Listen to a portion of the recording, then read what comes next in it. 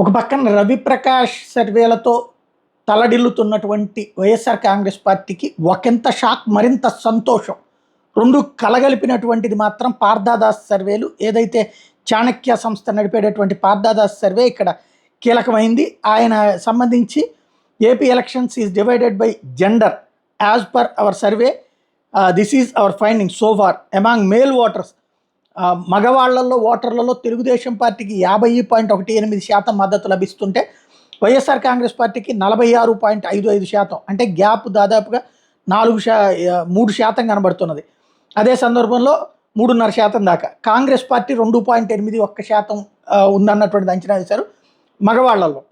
అదే సందర్భంలో మహిళల్లో వచ్చేటప్పటికి భారీ ఎత్తున వైఎస్ఆర్ కాంగ్రెస్ పార్టీకి మద్దతు కనబడుతుంది. 56.12% మంది మహిళలు వైఎస్ఆర్ కాంగ్రెస్ పార్టీ వైపు మొగ్గు చూపుతుంటే 41.21% మంది మాత్రమే తెలుగుదేశం కూటమి వైపు. అంటే దాదాపుగా ఇక్కడ 41, 56 అంటే 9, 6, 15% తేడా ఉంది. ఇది సంచలనాత్మకమైనటువంటి విషయం.